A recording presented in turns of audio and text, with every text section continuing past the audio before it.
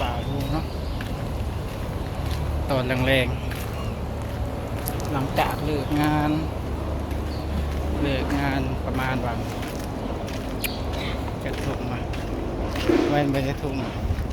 เลิกงาน4 โมงแรง4 โมงครึ่งตอนแรง4 โมงครึ่ง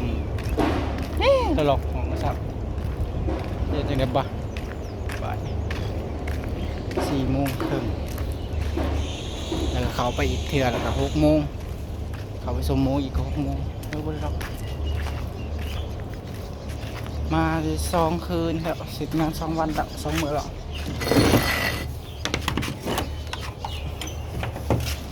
เสร็จงาน2 มื้อก็นอนอยู่ห้องไอ้เพิ่นมื้อนี้ก็เลยสิเข้ามาเฮ็ดมุงอยู่มุงนอนไปมุงอยู่มุงนอนสิได้มาอยู่พี่แล้วอันนี้สิเป็นห้องนอนมีดอกไผ่มีอย่างนี้นี่มาตรงนี้สิเป็นห้องใหม่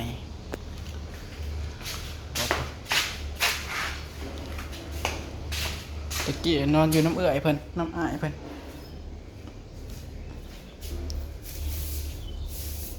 สิมาเฮ็ดนอนมื้อแลงสิได้มานอนพี่เดี๋ยวมื้อแลงมีแนวไปสิพาไปลงไปกัดหอยมื้อแลงก็ไก่เติบอยู่ได้บ่ลงนะครับแต่ว่ามันติดคอกหมูก็ไก่มองอ้ายเพิ่นเติบอยู่ได้ไก่เติบ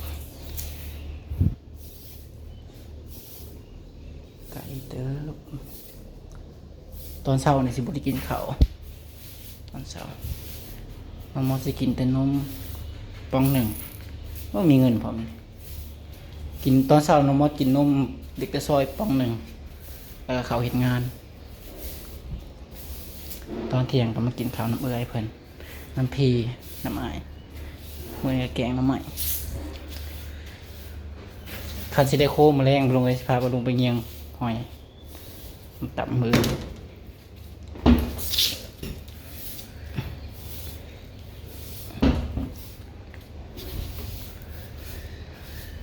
เต้พอยก็มีแล้วพัดลมกับสิได้ใส่พัดลมใหญ่แหละ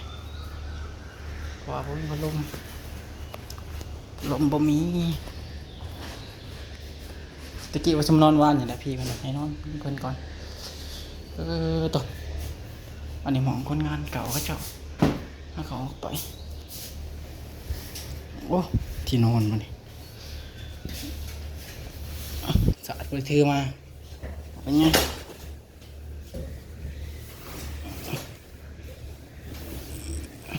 โอ้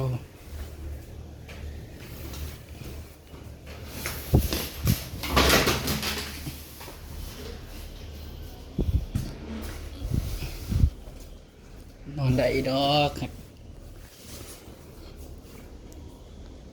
บ่ทันหานักมากไหม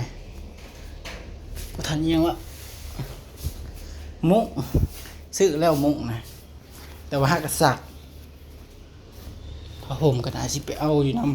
ำพี่แหละพระลงไอ้ผมมาปูอันนี้สิเป็นห้องนอน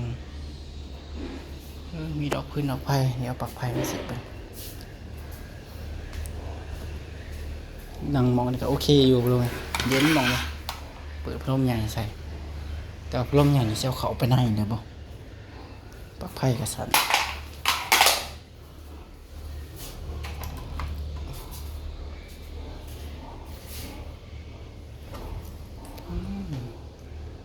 ถึงนี่พวกนี้แบบนี้จะรอไอ้ลงให้เปิดไผ่อยู่พอดีเอาลงแต่อยู่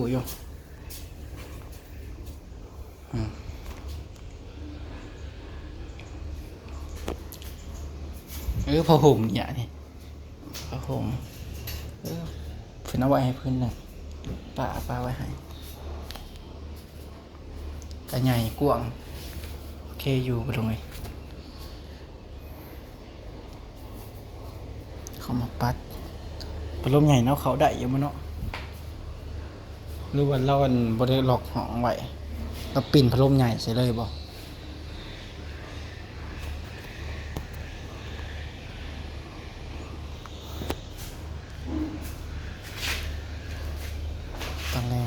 คนยังมา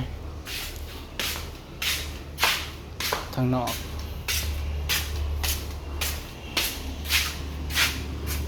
ไปทางพี่ก็จะเป็นอันนั้นเอา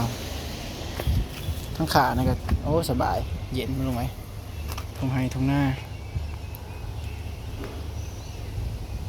เป็นส่วนไปใส่เบ็ดแต่ว่าบ่ได้ไปเพราะว่าต้องได้จัดห้องมือแรกก็เมื่อยอยู่ไปลงเหตุงานกันเมื่อยรอบแรกก็ตอนแรกเอายังบ่ทันชินยังบ่ทันเป็นก็ยังเก่งๆนะคือไปอยู่งานหมูกระทะนะแบบเป็นเลยเด้แบบรู้จักหน้าที่ตัวเองเลยกับบ่เก่งกับบ่ยังว้าวถึงเรื่องหมูกระทะหมูกระทะนะจักสิได้เงินหรือบ่บ่ลงเลยบ่แม่นเจ้าอันนั้นไปจักเขาคือบ่เรื่องเงินเลยให้พี่นางเพิ่นให้หัวหน้าตะแก่ที่น้องมอเทศฟาร์มนี่แหละไปถามเบิ่งเพิ่นก็ว่าจังหวะเด้ผมยังบ่มีเงินหมุนอย่างนี้ล่ะมีเงินหมุนก็ยังบ่ทันให้เนาะก็บ่เป็นหยังบ่ลงเลยบ่ทันให้หรือว่าบ่ให้ถ้าเอาจักยามใดสิได้ถ้าบ่ได้ก็เสียจังได๋บ่ลงเลยเฮ็ดงานก็จักโมงไปเฮ็ดงานเป็นจักมื้อไปเฮ็ดงานเอาหมดไปก็วันที่26มาวันที่24เฮ็ดงาน3ปาน8 มื้อเฮ็ดงาน8 มื้อ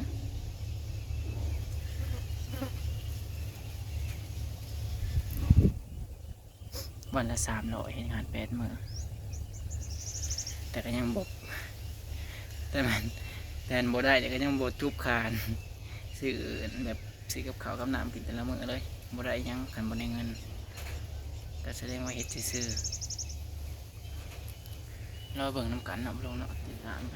สิได้หรือบ่สิได้จักบาทคันใดก็ได้ยามใดโลดคันบ่ได้นี่ก็เสียเมื่อยซื่อๆเขาบ่ให้เด้เฮ็ดได้ซะเฮ็ดงานนะ8-9 มื้ออยู่นำเขาเจ้าแต่ก็ว่าดอกสิบ่ให้เงินจักกีบเลยเป็นวันรอมันก่อนค่ะสิได้บ่ได้พักอีกยังเนี่ยจะพักอีกยังทางนี้ก็สิเป็นให้หนูโอ้ยันงูเลยนะนี่นะมีหอยโกกผิกกุกยังอีกตากผ้าไปง่ายแล้วไปลงเลยนี่แหละ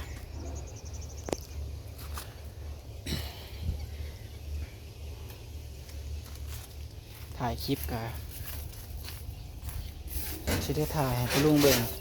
ได้ถ่ายแต่รอบแรงอยู่พูนพอได้ถ่ายรอบเศร้ามือละคลิปลุงขยันมาได้เดี๋ยวบางเทีก็บ่ได้คลิปถ่ายให้ลุงเบิ่งเพราะว่าเขางาน6 โมงเด้เขางาน6 โมงกว่า6:40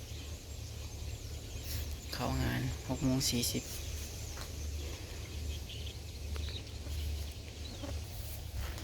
นี่แหละลงประมาณนี้ยังมาจอบเบิ่งแมวมาจอบเบิ่ง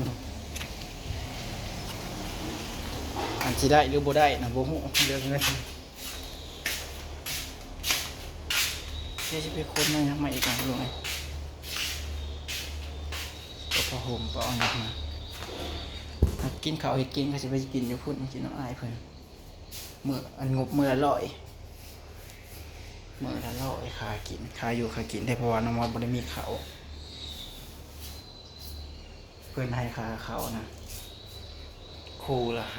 500แต่ถ้าว่าผู้เดียวนะ250ซื้อข้าวให้เพิ่นเอาข้าวมาให้พี่มันว่าตื่นกันซะลงไงแล้วสิร้ายมาได้นะข้าวก็ได้จามแบบมีคนเขาพาเขามาให้เดี๋ยวอยากให้ยายพาเขามาให้200 700ก็เอาใครก็ซื้อพี่มันแพงซื้อเขาอันนี้เขาอันแพง